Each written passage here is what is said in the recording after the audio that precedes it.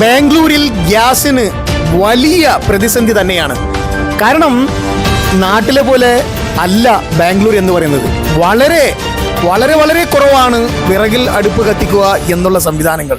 കാരണം ഇവിടെയെല്ലാം വളരെ ചെറിയ ഒരു സ്ഥലത്താണ് 6-7 നിലകളിലുള്ള ബിൽഡിങ്ങിൽ പണിതിരിക്കുന്നത്. ഇവിടെ PGകളും മറ്റു വീടുകളും കൂടുതലുള്ളത് കൊണ്ട് തന്നെ ഗ്യാസ് ഇല്ലാതെ ജീവിക്കാൻ വളരെ ബുദ്ധിമുട്ടാണ്. ജീവിതം വളരെ ദുസ്സഹകരമാണ്. നാം മനസ്സിലാക്കേണ്ടത് 14 kg സിലിണ്ടറിന് നിയമപ്രകാരം 850, 900, 950 ഉണ്ടായിരുന്ന അവസ്ഥയിൽ ഇന്ന് 3000 രൂപയ്ക്കാണ് ബ്ലാക്കിലൂടെ സിലിണ്ടർ വാങ്ങുന്നത്. അതുപോലെ തന്നെ 19 kg കൊമേഴ്സ്യൽ സിലിണ്ടറുകൾക്ക് 1800 രൂപ ഉണ്ടായിരുന്ന അവസ്ഥയിൽ ഇന്ന് 6500, 7000 രൂപയാണ് വാങ്ങിക്കുന്നത്. അതുകൊണ്ട് തന്നെ ഹോട്ടലുകളും PGകളും എങ്ങനെ, റെസ്റ്റോറൻറ്റുകൾ, അതുപോലെ തന്നെ കഫേകൾ എങ്ങനെ മുന്നോട്ട് കൊണ്ടുപോകും? അതുകൊണ്ട് തന്നെ ആരുമില്ല, അടഞ്ഞു കിടക്കുന്ന അവസ്ഥകളാണ്. വിറകടുപ്പിനെ എത്രത്തോളം നമുക്ക് പ്രായോഗികമാക്കാം എന്നുള്ളതും ഒരു പ്രശ്നം തന്നെയാണ്. കാരണം ഒരു ചെറിയ അടുപ്പിന് 20,000, 22,000 രൂപയെല്ലാമാണ് ഇന്നത്തെ സാഹചര്യത്തിൽ വാങ്ങുന്നത്. ഒരിക്കലും ഇത്ര പണം കൊടുക്കേണ്ടതില്ല.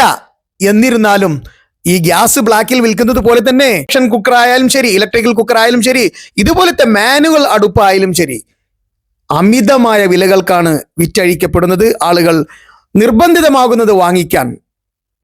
ഇത്തരം അടുപ്പുകൾക്ക് ഒരിക്കലും 20,000, 25,000, 30,000 ഒന്നും വില വരുന്നില്ല. ഒരിക്കലും ഇങ്ങനെ ഇത് നിർമ്മിക്കാൻ ഇത്രയും പണം വരുന്നില്ല. എങ്കിലും ജനങ്ങളെ ഈ ഒരു അവസ്ഥയിൽ ബുദ്ധിമുട്ടിക്കുക തന്നെയാണ്. അതുകൊണ്ട് തന്നെയാണ് ഇന്ന് ജീവിതം വളരെ ദുസ്സഹകരമാണ്, പ്രത്യേകിച്ച് ബാംഗ്ലൂർ പോലെയുള്ള സംസ്ഥാനങ്ങളിൽ. ഗ്യാസുകൾക്കെല്ലാം അമിതമായ പണം ഈടാക്കിയിട്ടും ബ്ലാക്കിൽ ഈടാക്കിയിട്ടും ഇതൊന്നും പോലീസുകാരോടൊന്നും പറഞ്ഞിട്ടൊന്നും ഒരു കാര്യവുമില്ല.